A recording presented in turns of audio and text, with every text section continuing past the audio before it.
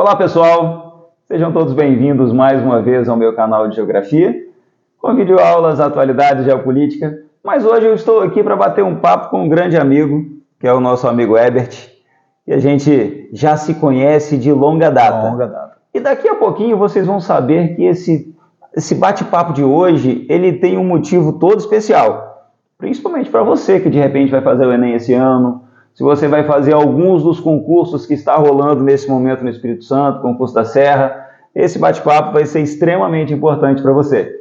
Fica com a gente aí até o final. E se você ficar com alguma dúvida aí ao longo desse vídeo, apesar de não ser ao vivo, pode colocar aqui a sua dúvida no comentário desse vídeo, que o professor Herbert, na medida do possível, vai tentar esclarecer para você aí nos primeiros minutos de lançamento desse nosso bate-papo. Sem perder muito tempo, professor Herbert, quanto tempo tem que a gente não bate um papo assim, hein? Rapaz, desse tipo aqui, acho que com essa pegada, com esse perfil, tem 11 anos. 11 anos. Pessoal, quando começamos a trabalhar juntos na mesma escola. Conheci o professor Herbert, foi em que ano isso? 2013.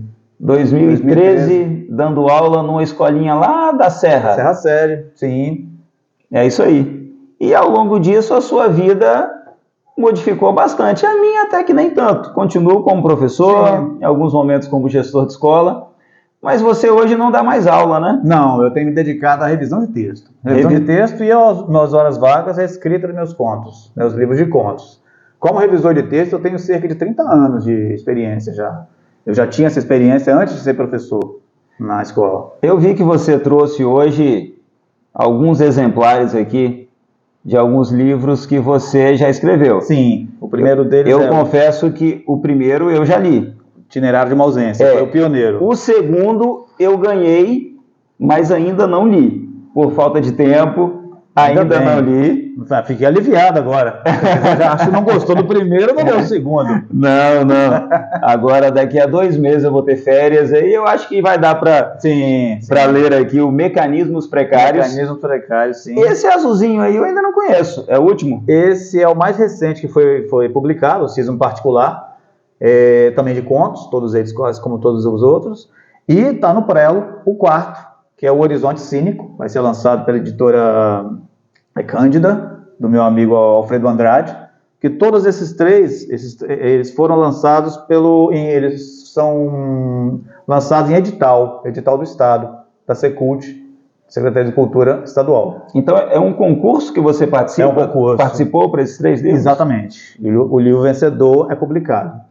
Aí, agora em diante, eu preferi fazer uma coisa diferente, entregar na mão do editor e dar, na verdade, tudo isso é uma questão de ser julgado também, ser analisado e sinal de que o material é bom, porque se ele foi aprovado, ele já passou por um crivo, já concorreu com outros. Era a opinião que eu quis desde o começo, porque se você economizar o bastante, você pode economizar, sei lá, 5, 6 mil, 10 mil reais e mandar fazer um livro para você. Você não vai saber se a editora está fazendo porque aposta em você ou só porque está recebendo. É verdade. E, nesse caso, eu prefiro passar pelo crivo de uma editora ou do órgão público capaz de analisar. Esses seus livros, professor, se alguém quiser adquirir, como é que faz? Atualmente eu estou com eles esgotados. As primeiras edições são esgotadas, mas eu penso, no futuro não muito distante, lançar as segundas edições. Pessoal, sinal de que deu certo, hein? Vendeu tudo. Em breve vai haver. Eu agora quero primeiro lançar o quarto, o quinto, que eu estou escrevendo, que é o Não Necessariamente Vivos. Não Necessariamente Vivos? Já estou curioso só com o título. Vão ser contos assim, com uma pegada entre sobrenatural, terror ou algo do gênero, algo próximo. Que interessante. Desse aqui, para você ver que foi marcante, desse aqui eu lembro daquele conto de dentro do ônibus. Mas não conta, porque o pessoal de casa vai ter que ler para saber. É melhor. E hoje, como é que está a sua vida? Hoje eu sou servidor público federal, trabalho na UFES, sou revisor de texto lá, e tenho revisado texto também por fora. Eu pego trabalhos acadêmicos, aceito encomenda de trabalhos acadêmicos para revisar. livros, em geral, mesmo sem cunho acadêmico, livros de todo tipo, qualquer texto em língua portuguesa na prática, e nas horas vagas vou escrevendo. Eu tenho um Instagram chamado HD Farias 1966, que eu tiro fotos de Jardim da Penha, que é meu bairro, da UFES, no campus de Goiabeiras, e publico prosa poética, ou texto, ou pretensamente isso, né, para vamos dizer, atrelar, alinhar com essas fotografias, com essas fotos que eu tiro no celular mesmo, nada profissional. Não, legal, eu te sigo lá. Muito te bom, sigo lá. muito bom, muito bom.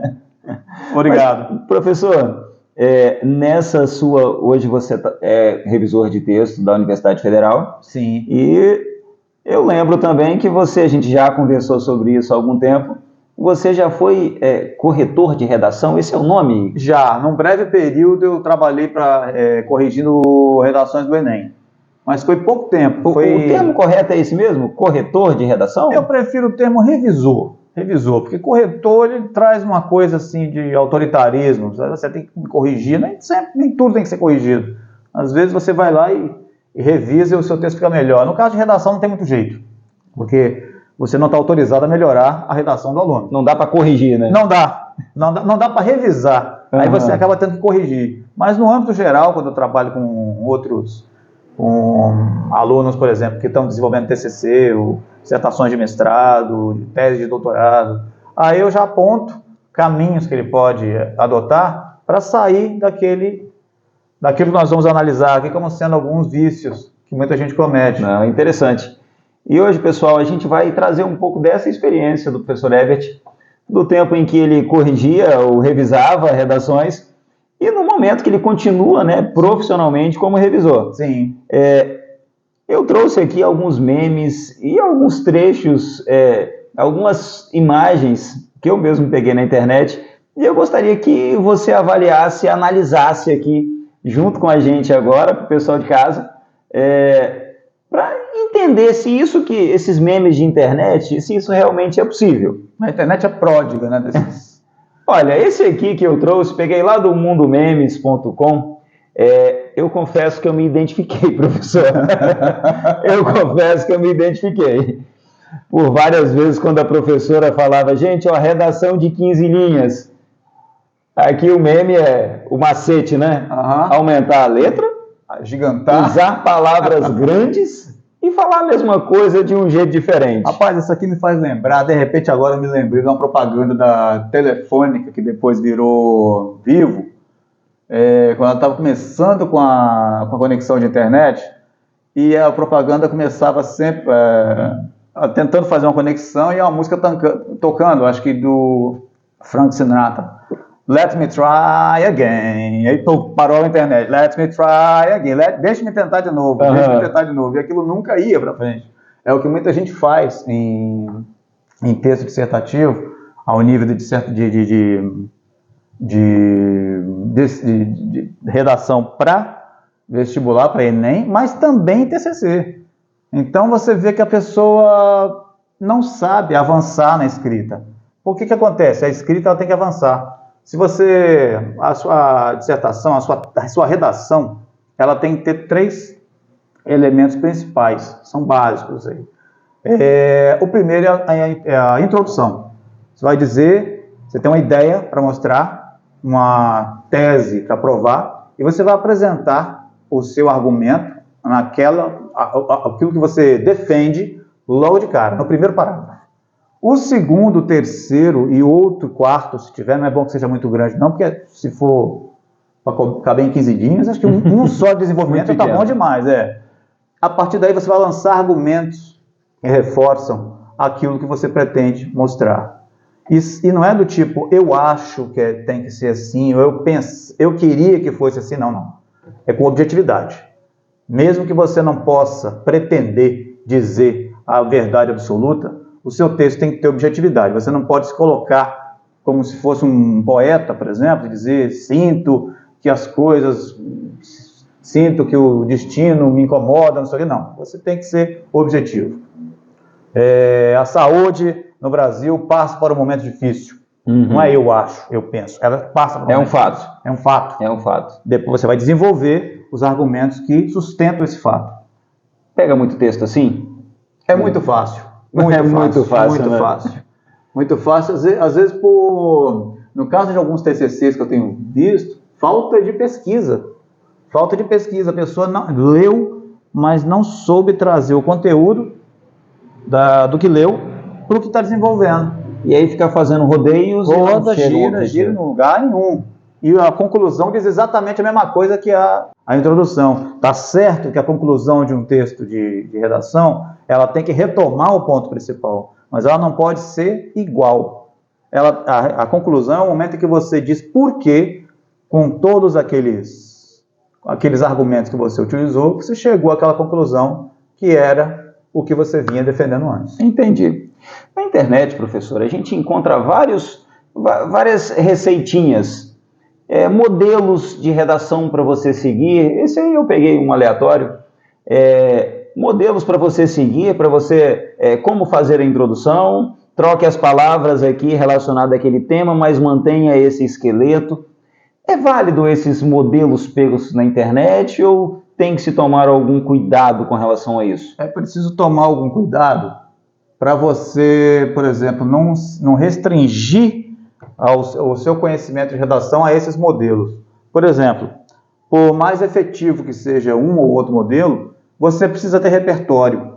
Se você não tiver leitura de mundo, se você não tiver conhecimento, cosmovisão, como se diz, se você não souber minimamente dizer o que está acontecendo na Ucrânia, ou dizer o que está acontecendo na política do país. Tem que ter uma noção de mundo. Tem que ter uma noção, tem que ter uma leitura de mundo. Não que você vá se tornar especialista, não vai mesmo. Mas o bastante para defender o seu ponto de vista sem ser recorrente e para tirar para todo lado também, porque muita gente atira para todo lado. Não, entendi. Começa a falar de saúde, daqui a pouco está lá na China e volta para a Austrália e depois, mas no romantismo as coisas eram diferentes e tal. Na era medieval não pode ser assim. Professor Herbert, então eu já pego logo um gancho aí, porque dentro do que eu trabalho, que é com geopolítica e atualidades, isso é algo fundamental para que se tenha argumentos relevantes para você fazer um texto dissertativo. Sem dúvida, sem dúvida. Eu tenho o hábito de acompanhar, seguir uns 2 ou 3 canais de geopolítica. Assiste meu canal, professor? Assisto. Muito tem bem. mesmo, bate ponto lá. Que bom, deixa um comentário lá, porque é um comentário importante. Eu vou assistir no computador, que é mais fácil de comentar, porque na TV só consigo dar like. Estou lisonjeado, professor. Não, com certeza, vou continuar vendo mais. Não, então, eu estou falando porque a gente já conversou sobre isso e eu sei que você é apaixonado por geopolítica também. Muito mesmo, muito. Inclusive, pessoal, já até me deu umas dicas, viu? Quando eu estava começando o meu canal. Então, essa receitinha tem que se tomar cuidado, porque aquilo ali não vai fazer com que você tenha sucesso na sua dissertação. Tem que tomar cuidado, porque às vezes você não ensina ninguém a dirigir falando que ele tem que girar o volante para lá ou para cá, botar a alavanca para cima, para baixo, ou fazer isso ou assado. Você tem que realmente mostrar para a pessoa por que ela está fazendo aquilo. Não basta. Por exemplo, eu estava vendo, você deve usar um conectivo, mas por quê? Tem que dar sentido, né? Tem que dar sentido. Se você vai sair da introdução e partir para o desenvolvimento, use sim um conectivo, mas use um conectivo cabível.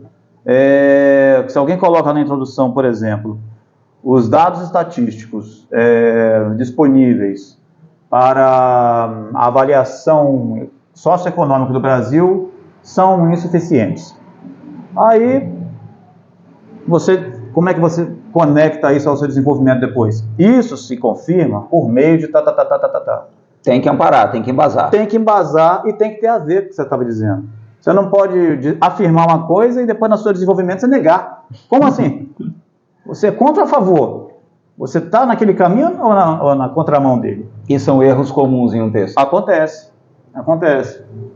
E erros como esse aqui? Isso aqui não chega nem a ser um erro, né, professor? Isso aqui o cara tirou onda. Olha o que ele fez aqui. Olha o tema, pessoal. Imigração ilegal. Ilegal. E aí aqui, ó, eu marquei aqui embaixo. Olha o que ele traz aqui. para não ficar muito cansativo, vou agora ensinar a fazer um belo miojo. E aí ele coloca um parágrafo no meio da redação dele falando de miojo. Isso para mim parece exaustão. Dava a impressão que o cara ficou exausto de escrever, não deu mais conta e precisou encher linguiça aí. Se a pessoa... Eu acredito que uma pessoa que faça algo assim, ela tem a expectativa de receber uma nota boa, uma nota válida. Ela não está levando a sério. Eu não acredito que não. Eu acredito que não. Na redação, é claro que aqui foi algo assim bem exacerbado mesmo, mas em um texto dissertativo, é válido o autor tentar conversar com o revisor? Uma piadinha, fazer algo remetendo a ele? Não, ao depende, revisor? Depende. Não, ao revisor jamais. Ao revisor, ele jamais, não pode se comunicar com o revisor? Não, jamais. O texto é absoluta, ele tem que ser anônimo, sim, ele não pode, anônimo no sentido de você não tem amigo do amigo lá fora que vai te dar sinal para que vá ser condescendente com o seu Tem que texto. ser um anonimato total. Sim, tanto que o texto dissertativo, o texto de redação, você não sabe o texto de quem você vai, nem de onde está vindo. Isso é muito interessante. Na semana passada, a minha filha Isis, ela estava desenhando, pintando um desenho com uma amiguinha, da mesma idade. E aí elas queriam que eu avaliasse depois. E aí eu falei com elas, olha, eu vou avaliar, mas eu não quero que vocês coloquem um nome nos desenhos. Sim. Porque eu quero ser isento quando eu for avaliar. E realmente elas não colocaram o nome. Mas a Isis escreveu, pai, coloca a nota aqui. Claro. Então, em um texto, não pode ter nada que identifique ali quem está escrevendo. A impessoalidade, isso se chama impessoalidade, ela tem que ser garantida. Tem que ser garantida. Assim como a objetividade também. Não é eu acho, eu penso, eu queria que fosse, não. Você vai defender seu argumento, seu ponto de vista. Tem que ser objetivo. Uma pessoa que você não conhece. Situações como essa aqui. Está até marcado aqui, ó. De acordo com dados estatísticos do IBGE, cerca de 85% dos jovens. Bom, primeiro que dados estatísticos do IBGE é de que ano? Né? Que ele já não está citando a fonte corretamente. Ficou algo muito genérico. Muito genérico. Já o cerca de 85%, 85% não é cerca de, não é aproximado, não é um percentual aproximado. É preciso, né? É preciso demais para você falar cerca de 85%. Se você botar entre 80% e 90%, você ainda pode dizer. 85% é algo bem preciso. Assim. A citação de dados, caso o autor do texto, caso ele fique com dúvidas, é melhor não citar do que citar um dado como esse? É melhor. Ou então, ele não fazer, por exemplo, de acordo com dados estatísticos do IBGE, ele não precisava ser tão específico assim, já que ele não tem o conhecimento de todos esses dados. Ele citou muito, ele pode colocar muitos dados sem citar fontes, sem ser então, já preciso. Que você vai fazer isso, já que o aluno vai fazer isso, estima-se que 85% dos jovens estima-se. Mas segundo a sua experiência, existem formas de você escrever, dar uma melhorada nesse texto, mas é melhor não usar. Na dúvida não use. Na dúvida não ultrapasse. Como diz o ditado. Interessante. E um texto desse aqui, você já pegou? Não, graças a Deus, não. O corretor, o revisor, ele nem pega. Ele dá 0 e encosta. Porque ele não vai conseguir entender essa letra. O tempo que ele dá para corrigir uma redação dessa, ele corrige 20 das outras. Isso aqui não é correção, não é revisão, isso é, como diz... Uma redação dessa é 0. É 0. Como é que se fala quando você... É uma decifração. Isso é uma decifração. Se tivesse escrito em hieróglifos... São códigos que não estão no nosso alfabeto, né? Então, isso é ensinado nas escolas. Se vocês querem que o trabalho de vocês seja lido, não façam letra difícil, usem letra boa. Professor, uma vez eu fui corrigir uma resposta dissertativa, discursiva de uma pergunta, e aí eu tive a oportunidade, em sala de aula, de chamar a aluna. E aí eu trouxe ela e falei, olha, que letra é essa aqui? Ela falou, olha, esse é um A. Falei, não, isso aqui pode ser qualquer outra coisa, menos o A. E ela me disse assim, não, mas o meu A é assim. Certo. O meu A é assim. Você pode botar, o meu 0 é assim, ó. Vai responder. Também. Algumas pessoas desenvolvem um alfabeto próprio. Desenvolve por sua própria conta e risco. Pode escrever assim sempre. Sempre. Mas não... Desde que seja ela que vá dar a nota. Exato. Do texto. Existe algum desconto de nota de você escrever letra bastão, cursiva, enfim? Existe algum desconto? Ou você pode colocar letra cursiva, letra de forma, fazer do jeito que você quiser? Olha, tem gente que faz uma letra de forma que fica pior do que a cursiva. A questão é a legibilidade. Entendi. O texto que você tá escrevendo, ele tem que ser legível. E ele não tem que ser legível nesse padrão aí, não. O título eu entendi. Brasil para brasileiros. Só o título. O restante... Com um ponto depois do título, que já está errado também. Não pode colocar o ponto depois do título? Não. Os títulos não têm ponto. A não ser que o título seja uma frase, seja uma oração. O Brasil é para brasileiros. Aí até poderia. Agora, do formato que está aqui, não se pontua, não coloca ponto em título. Não. E se eu não me engano, parece onde deveria ver no A, né? Que é aqui no final. Eu também não entendo a palavra, então não adianta. Não selvagem, dá. Acho que realmente, selvagem, parece que então. Sim. Eu não sei se continua para cá também. Ali foi cortado. Mas enfim, o revisor, o corretor, ele não vai ficar 1 hora tentando decifrar, sendo que ele está ali apenas para revisar. Ele tem um tempo para trabalhar, ele tem um volume enorme de redações para corrigir, e ele não vai se debruçar sobre um trabalho desses para gastar o tempo que ele levaria para revisar 10. É isso aí. É saber que você vai morrer no final. Não faz sentido. Não faz. Mas eu trouxe algo aqui que faz sentido. Vamos lá. Olha aqui. 3 erros que devem ser evitados. Peguei isso aqui na internet. Tá até a fonte ali do lado. 3 erros que devem ser evitados. Aqui eu trouxe 3. Ela ficou meia assustada. O professor deu um trabalho para mim fazer. Eu consegui meu emprego através de amigos. Erros como esse devem ser comuns. Você que tem muita experiência nessa área já deve ter encontrado vários erros como esse e outros também. E eu vi no seu caderninho aí que você trouxe também as anotações de algumas coisas que você já encontrou aí, depara com facilidade no seu cotidiano. Tem sim. Às vezes a pessoa escreve e não repara que ela está fazendo isso. Uma das coisas é o que os gramáticos chamam de queísmo. Queísmo. É o uso excessivo do pronome relativo que. Vamos tentar um exemplo aqui de improviso. O Brasil é um país que treina mal seus homens, seus soldados, que saem do quartel mal armados, graças a uma política que não incentiva o investimento em armas que poderiam salvá-los. Que demais. Tem que demais. Tem muito que. Você poderia reduzir essa influência de que, esse tanto de que aí, no Brasil, soldados mal armados, corta aí já cortou uns 2 ou 3 que. Saem, eu disse, não é uma declaração minha não, tá? Estou só dando um exemplo.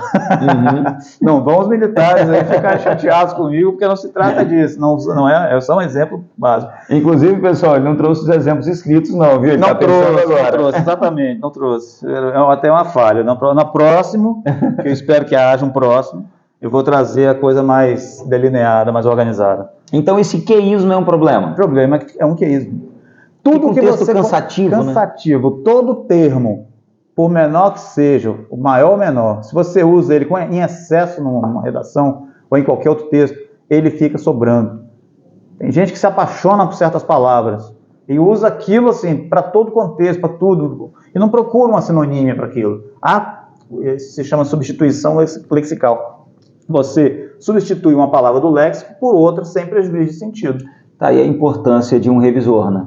Exatamente. Porque quando você escreve, às vezes você está apaixonado por aquilo ali e não percebe tudo que escreveu. E não é mau caratismo de quem escreve, é porque a pessoa realmente está envolvida naquele desenvolvimento. Então acontece de você não ter a visão dos detalhes, dos pormenores. Uma outra coisa, por exemplo, que eu tenho visto ultimamente, mas está usando demais. Você tem um sujeito definido e você usa a expressão trata-se de, como se você tratasse de um sujeito indeterminado. Um exemplo, esse computador trata-se da última palavra em tecnologia disponível no mercado. Não, este computador é a última palavra, ou constitui-se na última palavra. Trata-se é só para casos onde onde o sujeito é indeterminado. O El Niño é um fenômeno atmosférico, ecológico, não sei, aí você que é o guru da área, que tem preocupado inúmeras pessoas ao redor do mundo. Trata-se de um problema crônico. Aí sim, eu não estou dizendo, falando de novo o El Niño, estou dizendo que trata-se de um problema crônico. É o sujeito indeterminado. Ele era determinado na primeira oração, que nomeia o sujeito, El Niño. Já na segunda ele não é determinado. Então você usa trata-se de. Agora o que mais se vê aí, essa lâmpada trata-se de um produto caríssimo. Um erro comum. É um erro comum, mas está ficando mais comum agora. Não se fazia isso antes. Não sei de onde é que está vindo. Essas dicas que você trouxe aí, isso é de algo recente. Recente? Isso é recentíssimo. Tem uma outra coisa, as pessoas têm que saber que algumas orações também funcionam como sujeito de outras. Então, por exemplo, o Winston Churchill tem uma frase que eu gosto muito, que ele fala lá, quem não muda de ideia, não muda nada. Esse quem não muda de ideia é sujeito do predicado não muda nada. Então, entre ideia, então você não põe vírgula aqui em ponto algum. Quem não muda de ideia não muda nada. Não é quem não muda de ideia, vírgula, é uma não muda frase nada. Contínua. Muita gente comete esse erro. Porque o sujeito é uma oração subjetiva, por isso que recebe esse nome, que é o sujeito, é uma oração que funciona como sujeito, ela é sujeito desse outro todo. Quem não muda de ideia não muda nada. Então, professor, mas peraí, eu aprendi, quando eu estava aprendendo a pontuar lá no meu Fundamental 1, a minha professora ela diz o seguinte, olha, sempre que você dá uma paradinha, você coloca uma vírgula.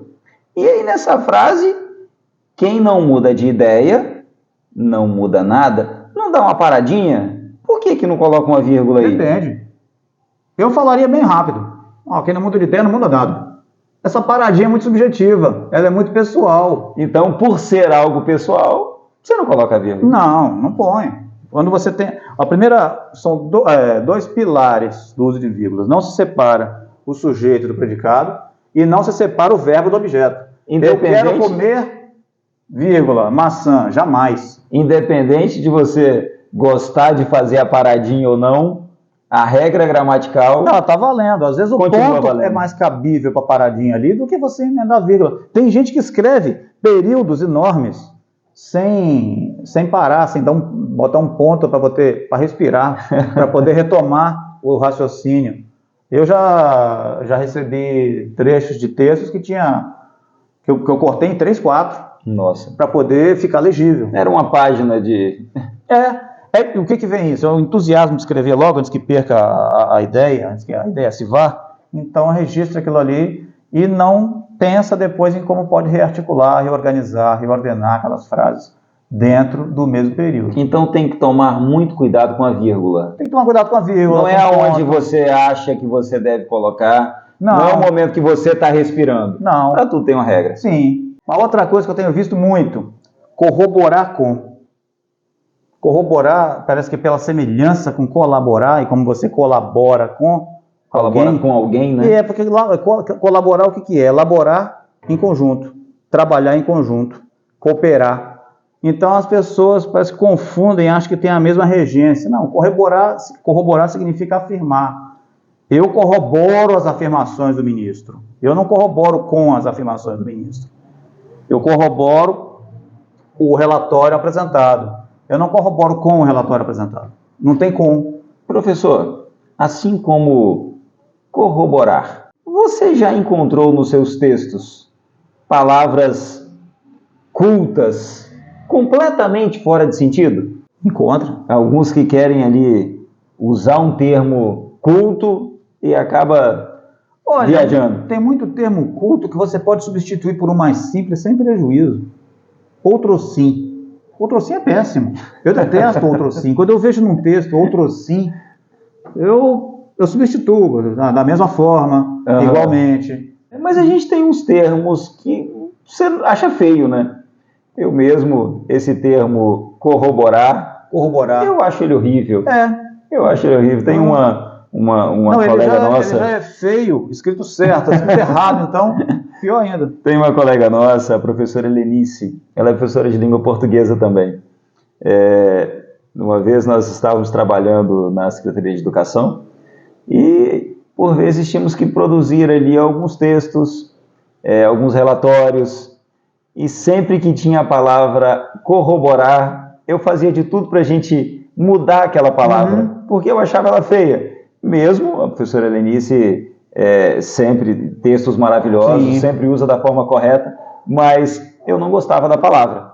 Então, o revisor, quando ele também está ali fazendo a revisão de um texto, ele também vai tentar evitar ali aquelas palavras que, particularmente para ele, não são bonitas, mesmo que sejam corretas.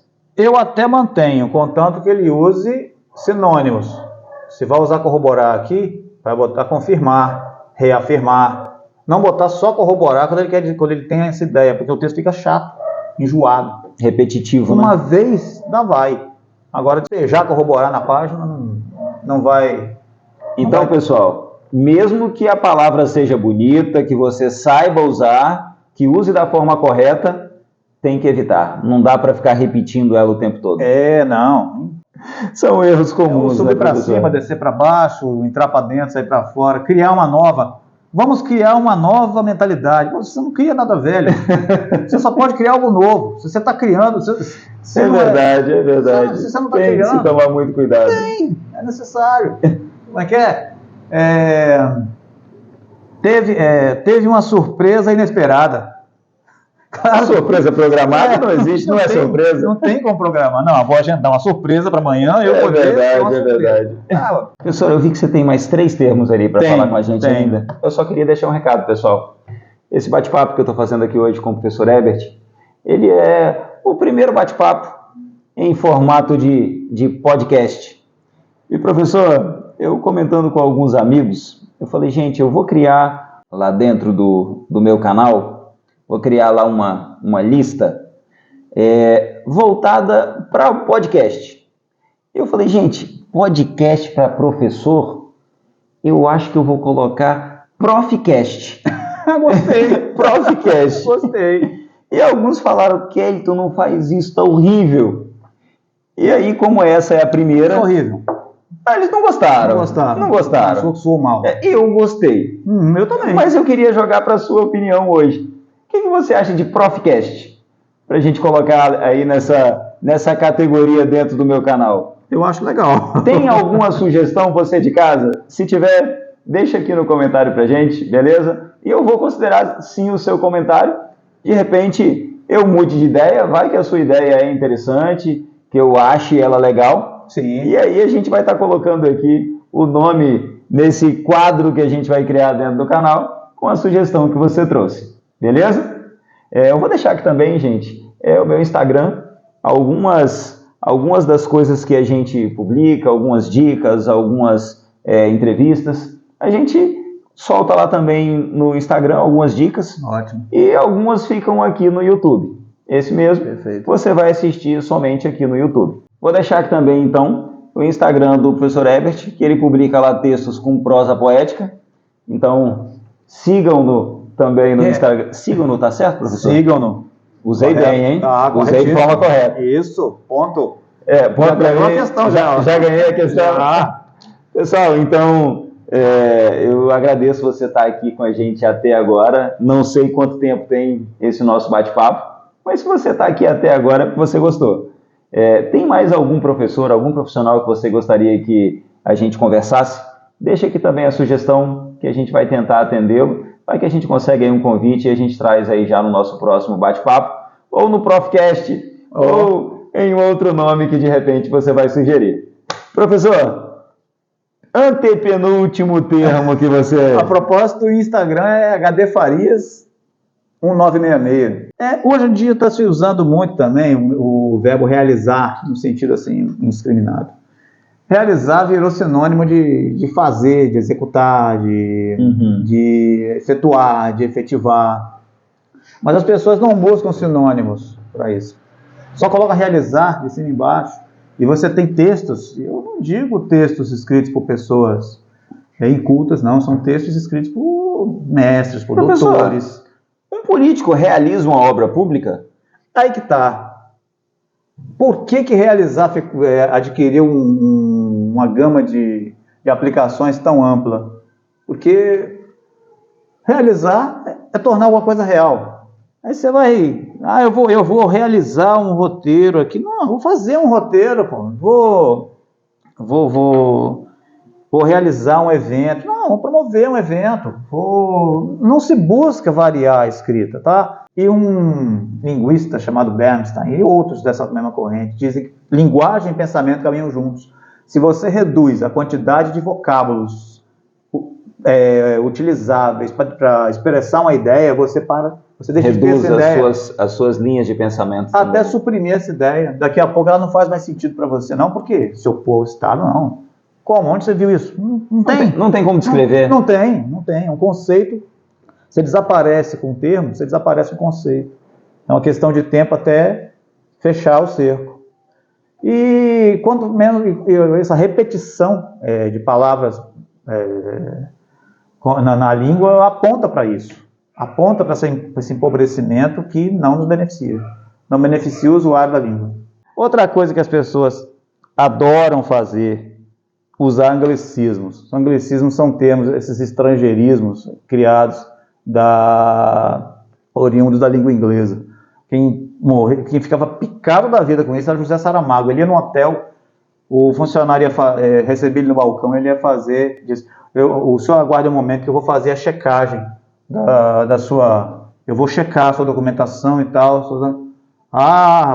Ele fala, por que vai checar? Não tem verificar, averiguar, conferir, não tem isso tudo. Por que ele vai checar? Porque vem do inglês, to check. Por quê? Porque aderir. Aliás, essa de Queiroz tem uma frase dele, um pensamento dele, que é lapidário. Ele dizia até que é de bom tom você falar mal falada, com certa má vontade, a língua dos outros. É bom você falar certo a sua. Valorizar a sua, né? Porque a sua que é seu patrimônio. A dos outros é dos outros. Mas o brasileiro, ele é meio assim, né? Ele adora. Aquilo que Nelson Rodrigues fala, do complexo de vira-lata que o brasileiro tem. Exatamente. O brasileiro transpõe aquilo para a linguagem. Tem um termo em inglês, oriundo do inglês, ele não precisa nem saber o que significa direito. Ele está usando porque é bonito, está na moda. Que ele vai usar. E a tecnologia, as tecnologias que estão entrando aí, e os conceitos oriundos, os conceitos que definem aquelas tecnologias, que estabelece aquilo ali, estão todos vindos em inglês e não estão sendo filtrados. Esses dias eu vi uns adolescentes conversando e eles estavam, no meio da conversa ali, eles estavam usando o verbo laicar. Laicar. O que me lembra de uma música antiga dos anos 70, 80, laicar, nós laica, mas money que é good, nós não have. Era uma música de sátira na época. Mas gostar, nós gostamos. Mas dinheiro que é bom, nós não temos. É isso aí. A portuguesa, alguns termos estrangeiros, como se não tivéssemos os termos corretos para usar na nossa língua, né? Como se fizesse falta alguma coisa de fora, como se a gente não fosse abastecido bastante aqui com a língua milagrosa que nós temos. Verdade. Capaz de dar sentido, expressar sentidos que outras línguas não expressam. Professor, o que você trouxe aí para finalizar como algo que um erro comum, mas que não se pode errar? É uma coisa que o pessoal tem acrescentado, tem usado, eu tenho notado esses termos, elencar. Elencar, se você for buscar no dicionário, você vai buscar o sentido dele, ele significa acrescentar algo ao que já havia sendo a uma proposição.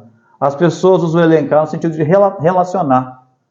Aí eu corto e sempre coloco lá, relacionar. Se a pessoa vai aceitar ou não a revisão, aí é com ela. Agora eu faço a minha parte. É um termo, então, que às vezes o erro no senso comum não se torna certo. É o que se chama impropriedade vocabular.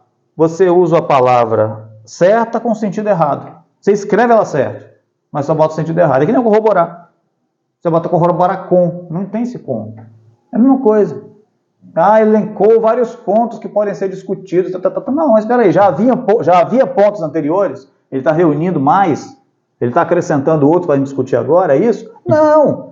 Ele fez uma lista. Não, então, meu amigo. Pessoal, o papo aqui vai longe, viu? Vai. Me dá licença? Por favor. Gente, o que tem de anotação do professor nesse caderninho Isso aqui? aí quando você foi lá dentro buscar água. Tá? É muita coisa, viu? A gente vai ter que fazer aí mais uns 4 bate-papos, pelo menos. Profcast, gostei do Profcast. Eu acho que só para a gente falar do porquê, vai mais uns 2 nesse aqui. Vai. Bom, estamos chegando aqui ao final, mas, professor Herbert, nós vamos ter agora domingo várias pessoas que estarão fazendo a prova da Serra, a prova do concurso da Serra, e lá tem a prova de redação. Qual seria a sua dica hoje para o pessoal que está nos assistindo? Para que eles se deem bem nessa prova de domingo, o que eles devem fazer? Olha, no tempo que ainda resta hoje, até domingo, alimentar-se de repertório. Assistir a vídeos, se der tempo, ler artigos de temas nacionais, temas internacionais, temas voltados para a saúde, temas voltados para a geopolítica, para a história, para a política, para tudo aquilo que está se comentando em volta, em torno. Redes sociais, inclusive, a influência das redes sociais pode ser um excelente tema aí para se pensar uma boa argumentação de redação, desde que seja o tema aplicado na prova. Mas olha, nunca se falou tanto em conectividade quanto agora. Então acho que é uma boa dica. Então, o concurseiro ele vai ter que se armar de informação. Sempre, com muito repertório. Ele não pode chegar lá... Você já imagina soldado chegar na guerra com roupa de praia, não tem como. Não dá, né? Não dá, ele tem que ir munido, ele tem que ir preparado, sem dúvida. Sem dúvida. É isso aí, professor. Olha, foi um prazer te rever mais uma vez, ter esse bate-papo. Tenho certeza agora que a gente vai finalizar a conversa aqui com o pessoal de casa, mas o nosso bate-papo aqui vai continuar. Vai. A gente vai bater um papinho aqui sobre geopolítica, gente. Eu vou tentar saber dele aqui quais alguns dos possíveis temas que de repente pode estar caindo nessa redação de domingo, ok? Mas sou muito grato. O nosso bate-papo vai continuar. Eu que agradeço. Para você de casa, se não for inscrito ainda no nosso canal, clica aqui, se inscreva, ative as notificações para você sempre ficar por dentro de todas as nossas informações, todas as nossas novidades, sempre que a gente estiver lançando aqui um vídeo novo. E se você gosta do assunto, além de geografia, de atualidades e geopolítica, aqui é o seu lugar. Semanalmente teremos aqui vídeos novos, com comentários embasados, com dados, com fontes confiáveis, para que você tenha um canal confiável, para você ter informação de geopolítica e atualidade. Forte abraço e até o próximo. Valeu, muito obrigado. Valeu. Valeu demais. Finalizamos, professor.